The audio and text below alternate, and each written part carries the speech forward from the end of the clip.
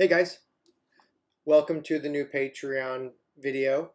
In this video, I will be giving away to one lucky patron this copy of Midnight Exhibit, which has my story, My Love Do Not Wake, a 10,000 word novelette, along with stories by Renee Miller and Stephen Graham Jones. I will sign this or personalize it as you wish. You know what? Let's do the giveaway first, because that's the most exciting part. And then I'm going to answer a few questions from patrons, and then that'll be that. So, in this envelope is the name of the randomly generated winner. I have 17 patrons right now. So I put all of you guys in a database, 1 through 17, and I hit the random number generator, and it came up with number 13, lucky number 13, right? So the question is, who is lucky number 13? Johnny Carson? That's a reference that older members will get. And the winner is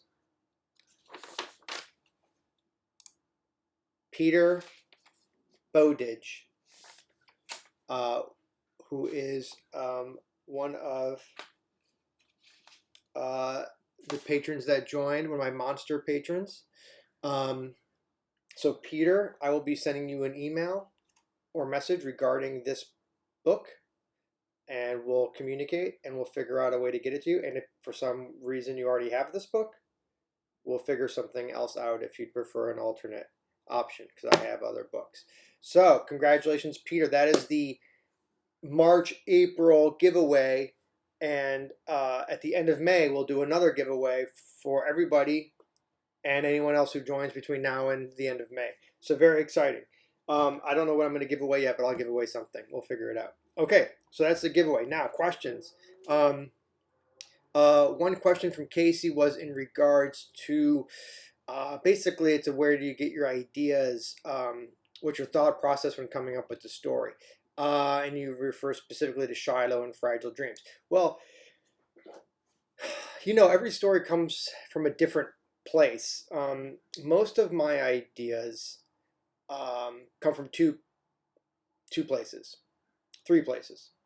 One, I read about something and I find it really interesting, and I'm like, wait a minute, what if I took that idea and kind of turned it around, or did something more extreme with it, or added an element to it and kind of built around that core little acorn of a concept.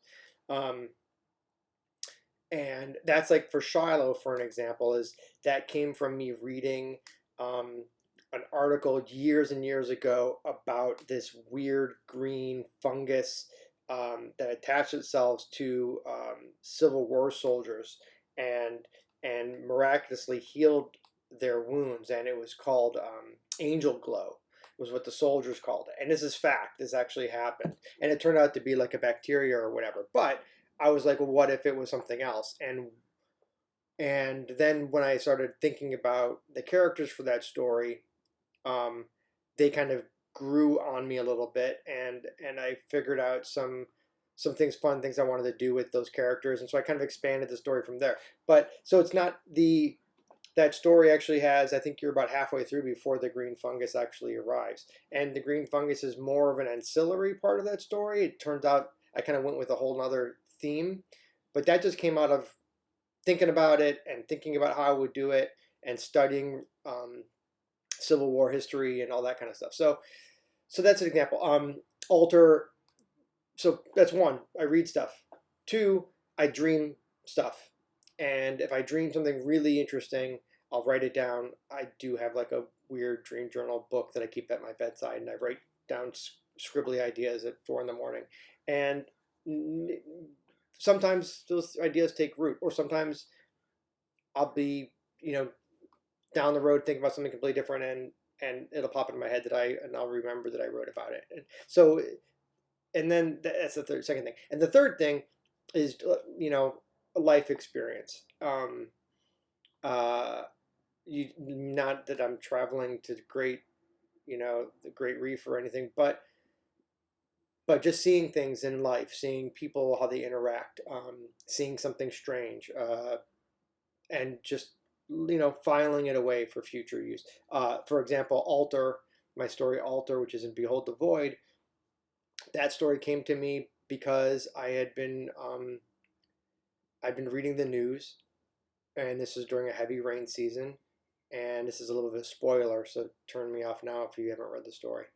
And I read about this sinkhole that opened like in Brazil or Peru or something, and a giant sinkhole, and it like swallowed like half of a town. And I was like, oh my god, that's horrible and awesome too.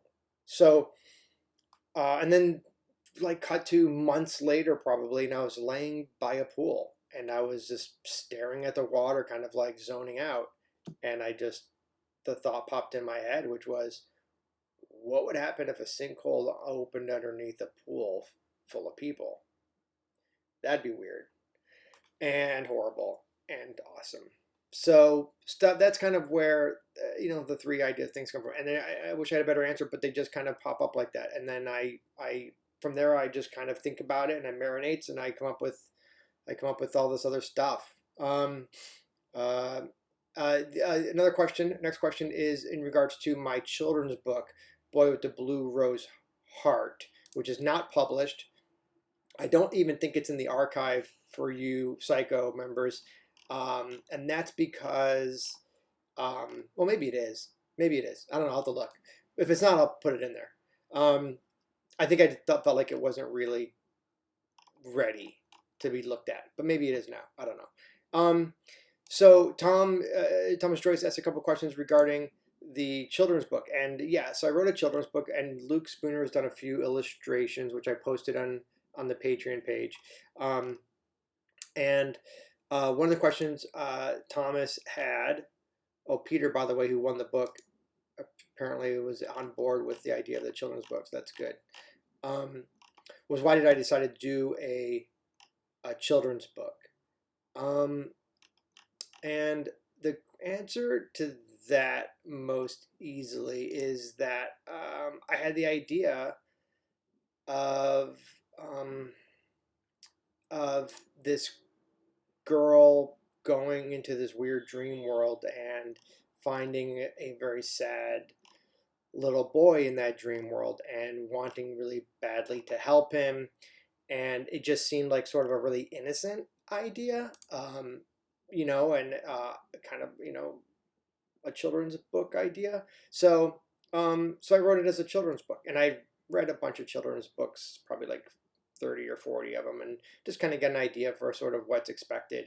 My children's book, unfortunately, is longer than most children's books should be, so which is a common theme with me. All my stupid stories are too long, and it makes publishing them a real pain in the butt, because people like very, very short stories, and I can't write very, very short stories. It's very hard for me, because I want to get into the characters, and I want to get into what's the scenery, and I want to kind of, so I tend to go long. But the biggest complaint I also get about my stories is that they're too short. So I don't know.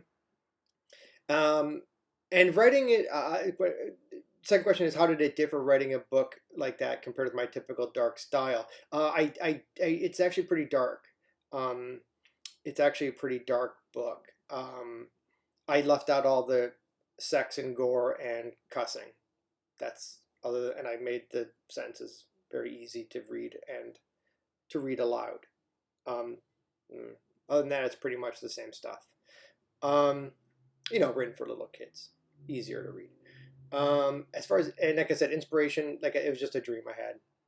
It's just a dream I had, and I was like, that'd be a nice children's book, so I wrote it. And that's it for the questions. I'm working on a novel. I'm about 20,000 words into that novel, which I posted about actually.